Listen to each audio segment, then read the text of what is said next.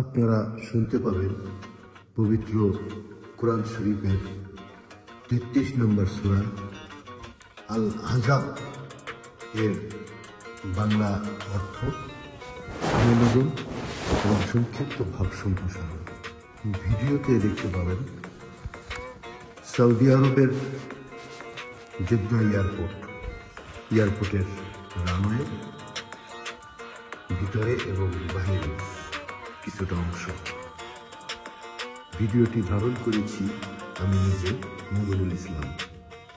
সূরা আল আহজাবের ৯ নম্বর আয়াতের পূর্ণাঙ্গ অনুবাদ হল, হে ঈমানদারগণ, আল্লাহর সেই অনুগ্রহের কথা স্মরণ করো যখন একটি দল তোমাদের ক্ষতি করার চক্রান্ত করেছিল।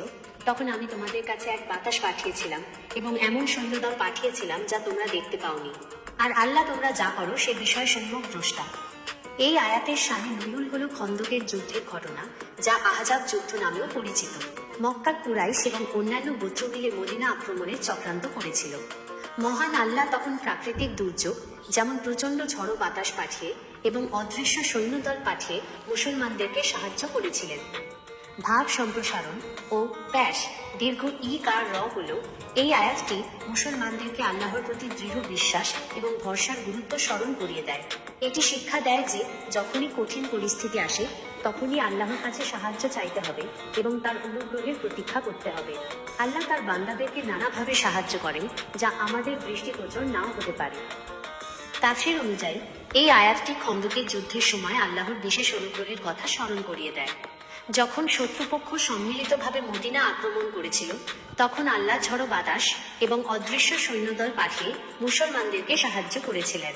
এর ফজিলত হল এটি মুমিনদের বিশ্বাসকে দৃঢ় করে এবং আল্লাহর প্রতি ভরসা বাড়ায়।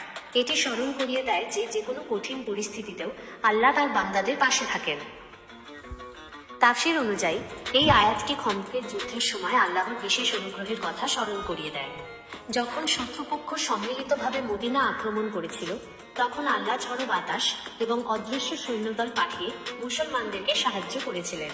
এর ফজিলত হল এটি মুমিনদের বিশ্বাসকে দৃঢ় করে এবং আল্লাহর প্রতি ভরসা বাড়ায়। এটি স্মরণ করিয়ে দেয় যে যেকোনো কঠিন পরিস্থিতিতেও আল্লাহ তার বান্দাদের পাশে থাকেন। এই আয়াতটি মুসলিমদের জন্য একটি বড় অনুপ্রেরণা।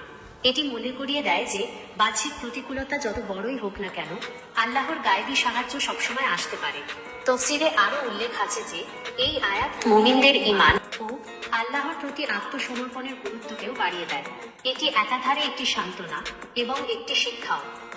অতএব আমরা যেন আল্লাহ তাআলার ইবাদত বেশি বেশি করি, বেশি বেশি সালাত কায়েম করি এবং আল্লাহর অনুগ্রহ এবং আল্লাহর প্রেরণা, আল্লাহর দয়ার অপেক্ষায় থাকি এবং দয়া পাওয়ার জন্য আল্লাহর কাছে পানা চাই।